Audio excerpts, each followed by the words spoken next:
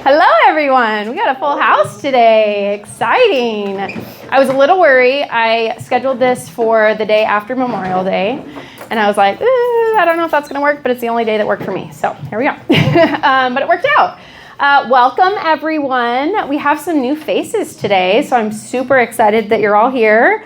My name is Samantha Doyle, for those of you that I have not yet met, and this is Profits and Pints. And today, we're going to be talking about workflows and kind of how businesses run as far as efficiency goes, okay? And I have a mic today, so I only have one hand, so we're going to see how this goes. So bear with me. Before we get started, I just want to acknowledge a lot of you have met Sky, who is my program coordinator. Everybody say hi, Sky. Hi.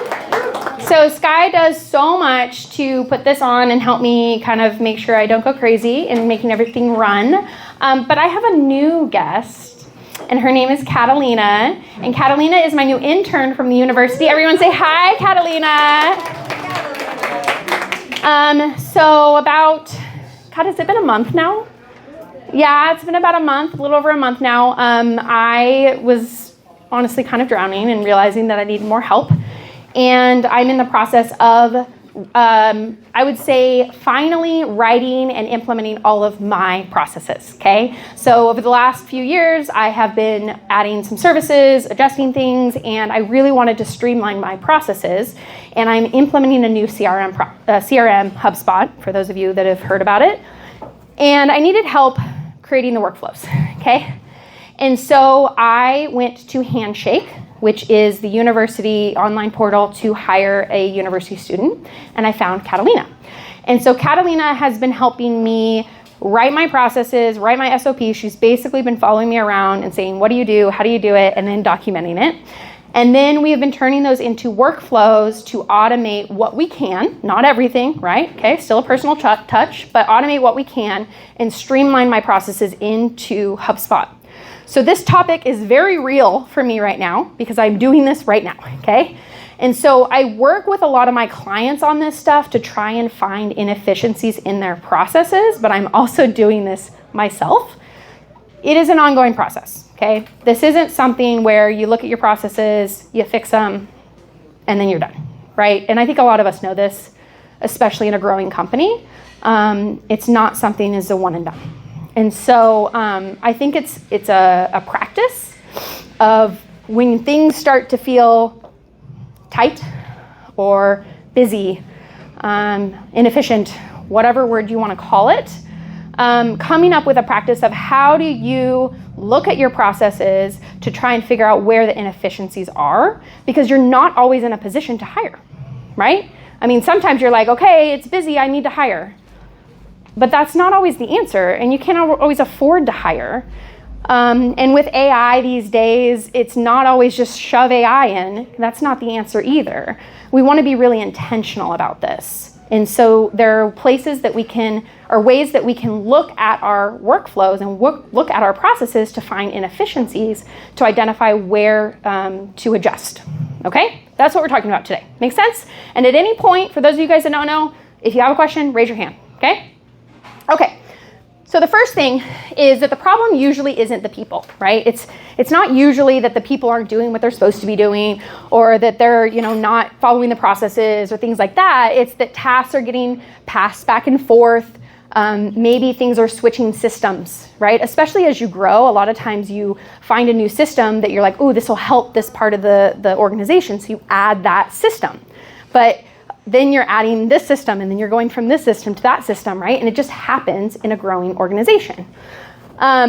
Waiting on approvals, right? That happens a lot. There's things that need to be waited on to approve because you don't necessarily trust the person to do every piece of that process. And then sometimes there's unclear ownership of who's actually in charge of what. Okay, so these are all components of this. So we're going to talk about the visibility of this, okay? So we're not actually going to talk about how to fix it yet, okay? Though I think it'll become a little bit clear on how to fix it. We're going to talk about the first step is visibility. If you don't have clear visibility of your processes, you can't fix them. and most people don't have clear visibility. How many of you have written processes right now? How many of those processes are in like a Word document? How many of those processes are in a visual representation? Okay, all right, we're gonna keep going. So what I wanna show you, okay, let's go through this. So what's a process? Most of you guys know this, okay, but let's just clarify this so we're on the same page. A process is how work moves through. You have step 1, step 2, step 3, and then it's done, okay? Great, I'm glad we're on the same page here. And so you can't fix what you can't see. So a lot of you guys know Jeff. He's my example that I use for everything. He owns an HVAC company. So I'm going to read you his process, right? You guys ready for this? So Jeff owns an HVAC company. It's a solid business. He's got a good team. They're busy all the time. 1, the customer calls the office. 2, the office writes the request down. 3, the office enters the information into the CRM. 4, the office texts the technician. 5, the technician asks the question. 6, the office calls the customer back to get the answer to the question. 7, the office updates the CRM. 8, the job then gets scheduled in the CRM. 9, the technician completes the job on site. 10, the technician writes the notes. 11, the office enters those notes into the CRM. 12, the invoice gets sent. Sounds pretty standard, right? Oh, sorry, I have a clicker, don't I? That was that, right there. So what this is swim lanes. So swim lanes is a visual representation that you can use when you're writing processes. It's just one way of doing it. It's one of my favorite ways to do it. Because what it shows is it shows you a visual way of who is in charge of what process. So each box is a step in the process, okay? But the first lane is the customer, the second lane is the office, and the third lane is the technician, okay? You have it in your workbook if you really want to see it and follow along, just so you know. So what I just read to you essentially is written here in a little bit more detail.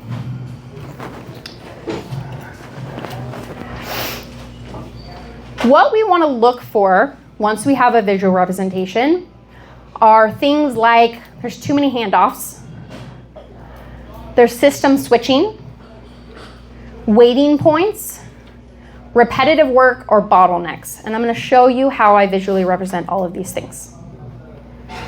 First, too many handoffs, okay? So you can see here the red. These are just examples of all the handoffs in this process, okay? So step 1, customer calls, then it gets handed off to the office, okay? Then the office texts the technician, it gets handed to the technician, and then gets handed back to the office. The office hands it back to the customer hands it back to the office. You get the idea, right? So it's just showing all the different handoffs. Now, I'm not telling you how to fix it. I'm just showing you how to visually represent this. You can start to think about, are all of these necessary? They may be. They may not be. System switching. So here what I've done is I have color-coded, and by me I mean Sky, has color-coded all the different softwares or systems, essentially, that each of these live in. All right, so this one's a phone call, this one's on a piece of paper, this is a CRM, this one's a text message, a phone number, CRM, text. This is in a calendar. Hey, guess what? They don't use the CRM calendar. Weird. This is in the field, CRM, paper, and now that's an accounting software. So you can see all the different softwares or locations, essentially, that this is happening. Okay? Again, I'm not telling you how to fix it. I'm just showing you how to visualize it. Waiting points. So here you can start to see, right here, the office texts the technician. There's a waiting point if the technician doesn't text back right away. That's going to cause some friction. Okay? If the office is trying to get a hold of the customer, a waiting point, right? So as we go through this, we can identify where the waiting points are. And repetitive work. This one baffles me sometimes, but it happens all the time. Right here, the office person writes down the request on a piece of paper and then enters it in the CRM. That's probably the most obvious one, and it happens all the time. This one, honestly, when I was creating this box, I kept getting the box bigger and bigger, and I was like, I don't know how to make this box. It was just one big box because it's basically getting answers to a question. This whole box is just getting answers to a question, is what the middle one is. And so I just made a big box. And then the last one is basically notes from the technician, and then the office person is putting it in the CRM. And then the last one's bottlenecks. I think this one's pretty obvious. What if that person's out? It's a little bit of a problem. Everyone depends on that person. Or everything depends on that person for this process. So I just want to emphasize the fact that I'm not saying the workflow is broken. We're just creating a visual representation for it. And a lot of times when people just put the bullet points, and they just put the bullet points down of like, okay, I've written the process in the bullet points. I've now documented it. First of all, no one looks at that. And second of all, it doesn't actually show you what issues or inefficiencies are. And so by having a visual representation of it, you can actually see where potential inefficiencies are so that you can fix those inefficiencies. So I took the same thing and said, imagine this. This is the same exact process. So the customer submits a request on the website or from their phone.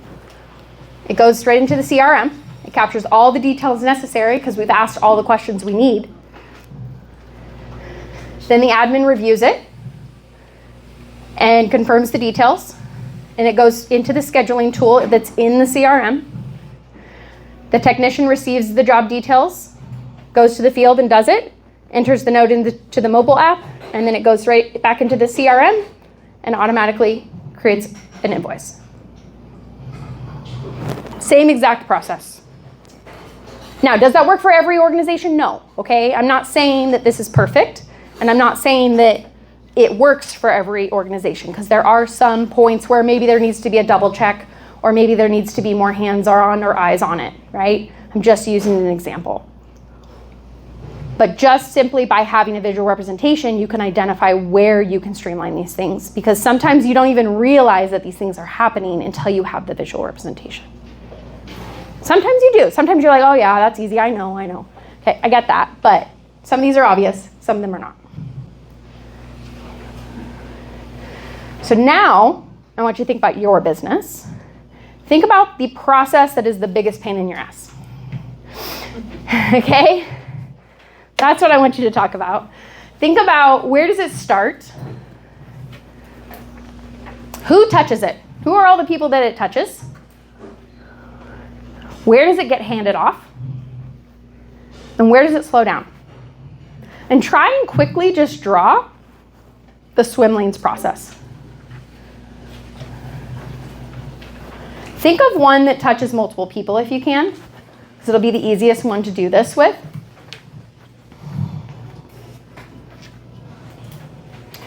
We're going to take just 2 minutes to do this, okay? So I just want you to start this process. So obviously, you're going to need more time than this, but I want you to now think about the process that you're working on. And I want you, in its current state, to layer AI on top of it. In its current state. What happens?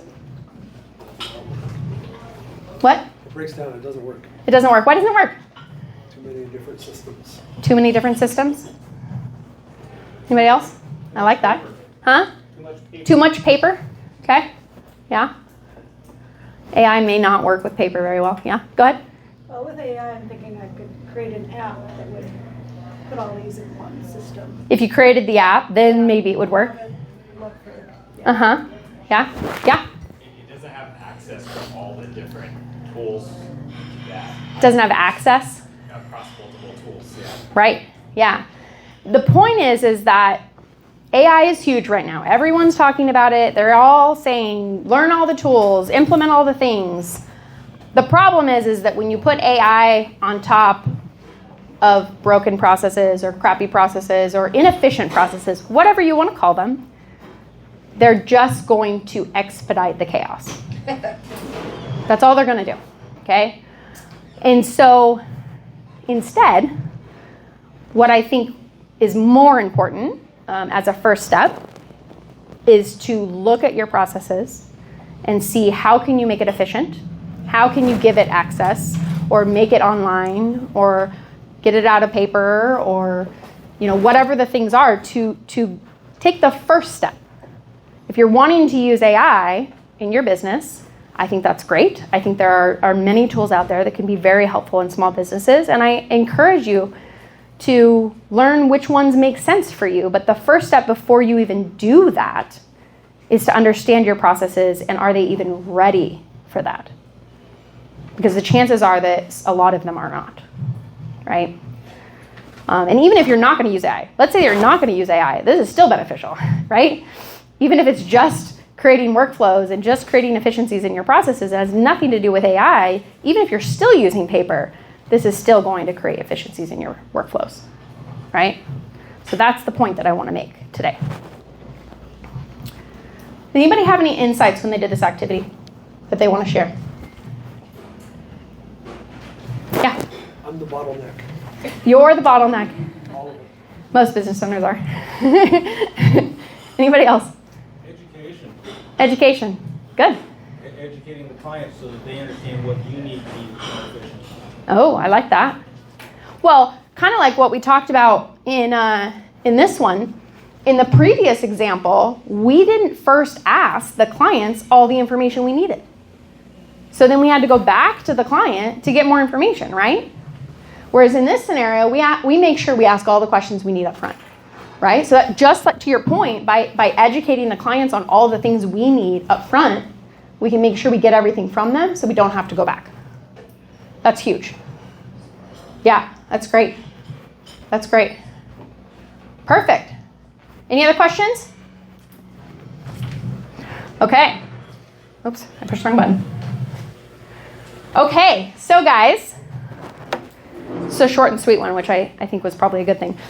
So to kind of wrap this up, I have been doing, I think it was last July, I did my first group workshop. It was called Scaling Up Essentials. I've renamed it. It's the exact same workshop, but it's now called Purpose to Priorities Workshop, and it's a 4-hour workshop. And so I'm really excited to be relaunching this. I've done 3 of them so far last year, and then I paused for a little while because I was too busy. And so now I'm doing more. And Kevin Van Loo here is going to be co-facilitating with me. He's going to be learning how to do these with me so that I'm not doing them by myself. Thank you. And so we're going to be launching another one, and we're going to be giving 1 seat away today. And so we do have flyers in the back if anyone's interested, for those of you that don't win. But we're going to go ahead and do a giveaway for that. Get your cards out. Get your tickets out. Kayla and Styles, you better watch out. I know. I swear to you guys, these people win every time. Okay. Ready? 167 9116. Woo! Yeah, love it. Okay, we'll get you hooked up. We'll get you set up. And then last but not least, save the date. Next month, June 23rd, same place, same time. We're going back to cash flow. Super excited. I haven't done cash flow in a long time. Financials is my favorite topic. So we're going to be talking about that next month. We're going to talk about where your margin is hiding, how to break down your numbers to find profit leaks. So I hope to see you guys there. Stick around, get some drinks, eat the rest of the food, and I'm here if anybody has any questions. Okay, thank you guys.